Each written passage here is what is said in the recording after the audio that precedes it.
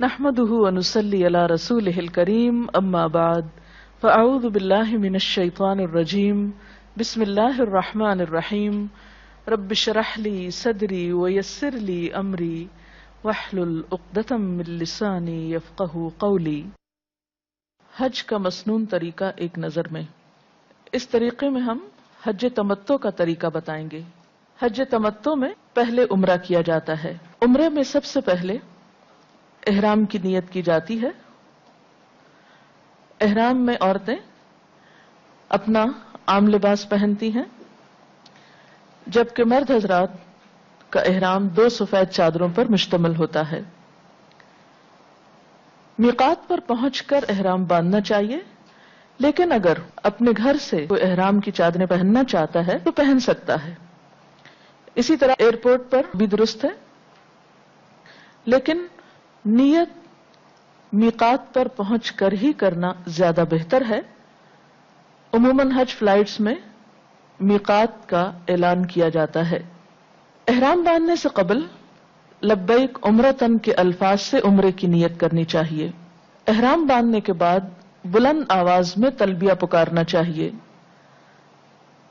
لبیک اللہم لبیک لبیک لا شریک لک لبیک ان الحمد والنعمت لک والملک لا شریک لک۔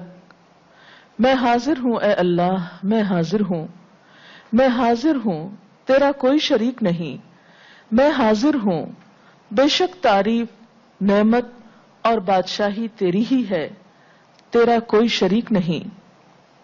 لبیک اللہم لبیک لبیک لا شریک لک لبیک ان الحمد والنعمت لک والملک لا شریک لک۔ جو لوگ حج کا ارادہ رکھتے ہوں وہ جانے سے پہلے ان الفاظ کو زبانی یاد کر لیں تو بہتر ہے، کیونکہ وہ حج زیادہ پسندیدہ ہے جس میں کثرت کے ساتھ تلبیہ پڑھا جائے۔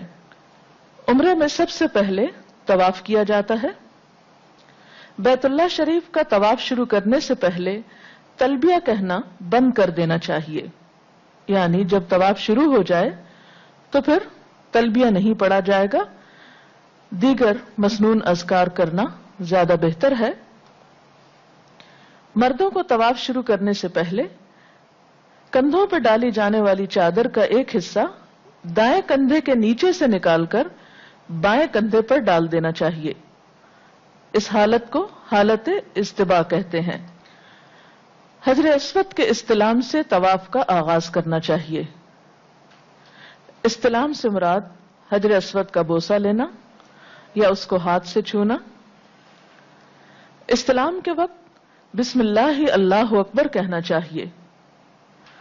اگر زیادہ بھیڑ ہو، جو کہ عموماً ہوتی ہے، اور آپ حجر اسود کو بوسہ نہ دے سکیں تو اس کی خاطر لوگوں کو دھکے دینا درست نہیں۔ اگر ہاتھ نہ بھی لگا سکیں حجر اسود کو تو دور سے اشارہ کر دینا بھی کافی ہے، اور اشارے میں صرف ایک ہاتھ اٹھانا کافی، یعنی دایاں ہاتھ اٹھا کر، اور اس کو بھی بہت اونچا اٹھانے کی ضرورت نہیں، دایاں ہاتھ اٹھا کر حجر اسود کی طرف اشارہ کیا جائے، بسم اللہ اللہ اکبر کہہ کر آگے بڑھ جائیں۔ ایک طواف کے لیے 7 چکر پورے کرنے چاہیے۔ طواف کا آغاز حجر اسود سے ہوتا ہے اور اختتام بھی حجر اسود پر ہوتا ہے۔ بیچ میں حجر اسود سے پہلے رکن یمانی آتا ہے، جہاں پر آپ اگر ہاتھ سے اس کو چھو سکیں تو اس کا بہت ثواب ہے۔ اس کے بارے میں حدیث میں آتا ہے کہ اس کو چھونے سے خطائیں معاف ہوتی ہیں، لیکن اگر آپ چھو نہ سکیں تو ہاتھ سے اشارہ کرنا ضروری نہیں، اور نہ ہی اس پتھر کو چومنا چاہیے، کیونکہ نبی صلی اللہ علیہ وسلم نے رکن یمانی کو صرف ہاتھ لگایا، نہ چوما اور نہ اس کی طرف اشارہ کیا۔ طواف کے دوران جو بھی قرآنی یا مسنون دعائیں زبانی یاد ہوں وہ پڑھنا بہتر ہے، کیونکہ بعض لوگ کتابوں سے پڑھتے ہیں تو جب بہت زیادہ رش ہوتا ہے اس وقت کتابیں کھول کر جب ان سے دعائیں پڑھی جاتی ہیں تو عموماً دعا میں توجہ مرکوز نہیں رہتی، صرف الفاظ کی دہرائی کی طرف زیادہ دھیان ہوتا ہے۔ دعا کی اصل روح اللہ تعالی کے ساتھ ہم کلام ہونا، ایک طرح سے خاص طور پر اللہ کی طرف توجہ کرنا اور پوری یکسوئی کے ساتھ دعا مانگنا نہایت ضروری ہے۔ اگر آپ کو عربی میں دعائیں یاد نہ ہوں تو آپ اپنی زبان میں بھی دعائیں مانگ سکتے ہیں، تسبیح پڑھ سکتے ہیں، استغفار کر سکتے ہیں، آیت کریمہ پڑھ سکتے ہیں، کوئی بھی اللہ کا ذکر جو آپ آسانی سے کر سکتے ہوں وہ کیا جا سکتا ہے۔ اگر قرآن پاک کا کچھ حصہ زبانی یاد ہو تو وہ بھی پڑھا جا سکتا ہے۔ ہاں، رکن یمانی اور حجر اسود کے درمیان ربنا آتنا فی الدنیا حسنۃ وفی الآخرۃ حسنۃ وقنا عذاب النار، اے ہمارے رب ہمیں دنیا میں بھی بھلائی دے اور آخرت میں بھی بھلائی عطا کر اور آگ کے عذاب سے ہمیں بچا۔ پڑھنا سنت سے ثابت ہے۔ 7 چکر پورے کرنے کے بعد واتخذوا من مقام ابراہیم مصلی پڑھتے ہوئے مقام ابراہیم کی طرف آنا چاہیے، اور وہاں یا جہاں کہیں جگہ ملے 2 رکعت نماز ادا کرنا چاہیے، جس کی پہلی رکعت میں قل یا ایھا الکافرون اور دوسری رکعت میں قل ھو اللہ احد، یہ دونوں صورتیں پوری پڑھنا چاہیے۔ بعض اوقات جب بہت زیادہ بھیڑ ہوتی ہے تو مقام ابراہیم کے قریب نماز پڑھنا بہت مشکل ہوتا ہے، ایسے میں جہاں کہیں جگہ ہو مسجد حرام میں وہاں پر آپ نفل ادا کر سکتے ہیں۔ بعض لوگ طواف کے دوران ہی، یعنی بعض لوگ طواف کر رہے ہوتے ہیں اور کچھ لوگ وہیں بیچ میں کھڑے ہو کر نماز شروع کر دیتے ہیں، اور وہ سمجھتے ہیں کہ شاید یہیں پر ہی نماز ہوگی، اس کے علاوہ طواف کے یہ نفل کہیں اور پڑھے نہیں جا سکتے۔ اس سے طواف کرنے والوں کو بہت تکلیف کا سامنا کرنا پڑتا ہے۔ تو حج میں ہر ممکن کوشش کرنی چاہیے کہ ہم سے کوئی ایسا عمل نہ ہو جس سے دوسروں کے عمل میں یا دوسروں کے حج میں خلل آئے اور وہ اذیت کا شکار ہوں۔ نماز کے بعد آب زمزم پینا اور کچھ سر پر ڈالنا چاہیے۔ زمزم پینے کے بعد پھر حجر اسود کا استلام کرنا اور سعی کے لیے صفا پہاڑی کی طرف جانا چاہیے۔ یہاں ایک بات یاد رکھیے کہ زمزم پینے سے قبل مانگی گئی دعا قبول ہوتی ہے۔ نبی صلی اللہ علیہ وسلم نے اس موقع پر کوئی خاص دعا نہیں بتائی، جو دعا بھی آپ کے دل میں ہو آپ مانگ سکتے ہیں۔ مثلا ایک صحابی سے یہ دعا بیان کی جاتی ہے کہ انہوں نے دعا مانگی کہ اے اللہ مجھے قیامت کے دن کی پیاس سے محفوظ رکھنا، یعنی جس طرح تو نے آج یہاں سیراب کیا ہے اسی طرح قیامت کے دن بھی ہمیں سیراب رکھنا۔ زمزم پینے کے بعد ملتزم سے چمٹ کر دعا مانگنا مستحب ہے۔ ملتزم کے بارے میں عموماً لوگ غلط فہمی کا شکار ہوتے ہیں، وہ سمجھتے ہیں شاید دروازے کے نیچے کے حصے کو ملتزم کہا جاتا ہے، جبکہ ملتزم خانہ کعبہ کے دروازے اور حجر اسود کے بیچ کے حصے کو کہتے ہیں۔ اب سعی کا وقت ہے۔ سعی کے لیے پہلے صفا پہاڑی کی طرف جاتے ہیں اور اس موقع پر قرآن پاک کی وہ آیت جس میں صفا و مروہ کا ذکر ہے وہ پڑھی جاتی ہے، ان الصفا والمروۃ من شعائر اللہ آخر تک، اور پھر ابدأ بما بدأ اللہ بہ، کہ میں ابتدا کرتا ہوں اسی کے ساتھ جس کے ساتھ اللہ تعالیٰ نے ابتدا کی، یعنی قرآن پاک میں صفا کا ذکر پہلے آتا ہے، گویا سعی کی ابتدا صفا سے ہوگی۔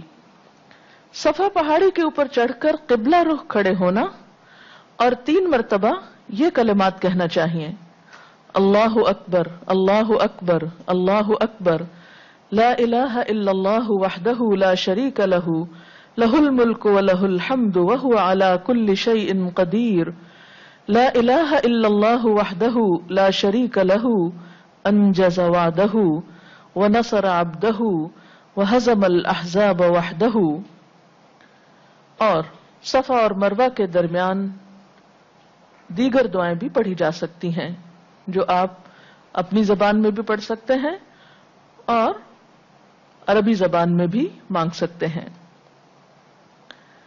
سب ستونوں کے درمیان مردوں کو تیز تیز چلنا چاہیے، عورتوں کو اپنی عام رفتار سے ہی چلنا چاہیے، یعنی عورتوں کے لیے دوڑنا وہاں درست نہیں۔ صحیح صفا سے مروہ تک اس میں ایک چکر ہوتا ہے، مروہ سے صفا تک دوسرا چکر، اور اسی طرح صفا سے مروہ تک ایک ایک چکر شمار کر کے 7 چکر پورے کرنا ضروری ہے۔ آپ نقشے میں دیکھ سکتے ہیں اس وقت صفا سے مروہ تک ایک، مروہ سے صفا تک دوسرا، پھر صفا سے مروہ تک تیسرا، پھر مروہ سے صفا تک چوتھا، پھر صفا سے مروہ تک 5واں، پھر مروہ سے صفا تک 6واں چکر، اور صفا سے مروہ تک 7واں چکر۔ گویا سعی کا آغاز صفا سے ہوگا اور اختتام مروہ پر ہوگا۔ یہاں پہنچ کر مردوں کو سارے سر سے بال کٹوانا یا پھر سر منڈوانا چاہیے، اور خواتین کو صرف 1 یا 2 پور بال کٹوانا چاہیے، اور پھر احرام کی چادریں اتار کر عام لباس پہن لینا چاہیے۔ الحمدللہ عمرہ مکمل ہوا۔ اس کے بعد حج میں حجاج اپنی اپنی قیام گاہ سے 8 ذی الحج کو، جو یوم الترویہ کہلاتا ہے، احرام باندھیں گے۔ یہاں احرام باندھنے سے قبل لبیک حجن کہہ کر حج کی نیت کرنی چاہیے۔ احرام باندھنے کے بعد بلند آواز سے تلبیہ کہنا اور ایک بار یہ الفاظ ادا کرنے چاہیے: اللہم حجۃ لا ریاء فیہا ولا سمعہ، اے اللہ میرے اس حج سے نہ دکھاوا مقصود ہے نہ شہرت مطلوب ہے، یعنی میں یہ حج صرف تیری رضا کے لیے کر رہا ہوں، اس لیے نہیں کہ کسی انسان کی نگاہوں میں نیک بنوں یا حاجی کہلواؤں یا اس سے کوئی شہرت پاؤں۔ اگر آپ کو یہ عربی کے الفاظ یاد نہ ہو تو دل میں آپ اپنی ہی زبان میں یہ تصور قائم کر لیجئے اور اپنی نیت کو اللہ کے لیے خالص کر لیجئے۔ 8 ذی الحج کو ظہر کی نماز سے پہلے منا پہنچنا مسنون ہے۔ راستے میں کثرت کے ساتھ تلبیہ پڑھتے جائیے۔ منا میں ظہر، عصر، مغرب، عشاء اور اگلے دن کے فجر کی نمازیں یعنی 5 نمازیں کل اپنے اپنے وقت پر ادا کرنا چاہیے۔ منا سے 9 تاریخ کو عرفات جاتے ہیں۔ اس دن کو یوم عرفہ کہا جاتا ہے۔ طلوع آفتاب کے بعد تکبیر اور تحلیل یعنی لا الہ الا اللہ اور تلبیہ، لبيك اللهم لبيك لبيك لا شريك لك لبيك إن الحمد والنعمة لك الملك لا شريك لك کہتے ہوئے منا سے عرفات روانہ ہونا چاہیے۔ عرفات کے میدان کے قریب ہی وادی نمرہ میں مسجد نمرہ ہے۔ ظہر کے وقت امام حج خطبہ دیتے ہیں۔ یہاں ظہر اور عصر کی نمازیں اکٹھی ادا کی جاتی ہیں۔ زوال آفتاب کے بعد یعنی نمازوں کے بعد وقوف ہوتا ہے۔ جبل رحمت کے دامن میں یا جہاں کہیں بھی جگہ میسر آئے یعنی اس میدان میں وقوف کرنا چاہیے۔ وقوف کا معنی ہوتا ہے کھڑے ہونا۔ گویا اس میدان میں کھڑے ہو کر دعائیں کرنا زیادہ بہتر ہے۔ قبلہ رخ ہو کر ہاتھ بلند کر کے قرآنی اور مسنون دعائیں پڑھنا چاہیے۔ اگر کوئی شخص کھڑا نہ ہو سکے تو بیٹھ کر بھی دعائیں پڑھی جا سکتی ہیں، لیکن یہاں پر باہم گپ شپ کرنا اور ایک طرح کی پکنک جیسی کیفیت پیدا کر لینا یہ درست نہیں۔ دعاؤں کے بیچ میں تکبیر، تحلیل اور تلبیہ۔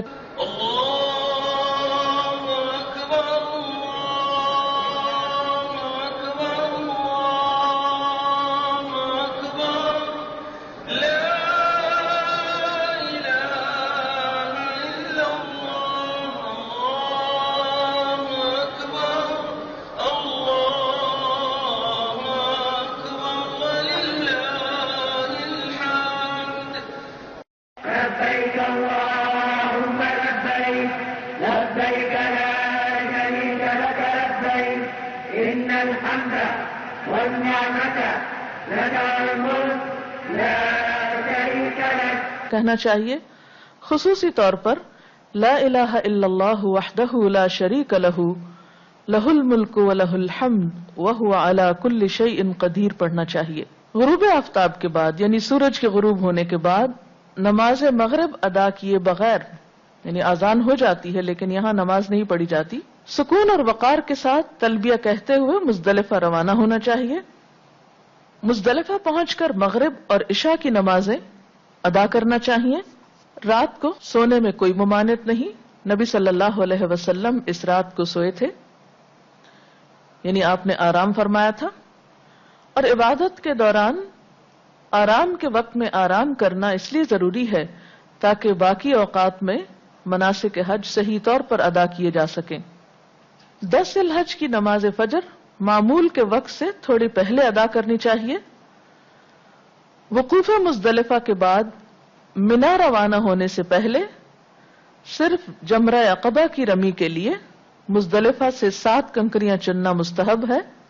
جمرہ اور جمرہ عقبہ عام زبان میں ہم ان کو شیطان کہتے ہیں۔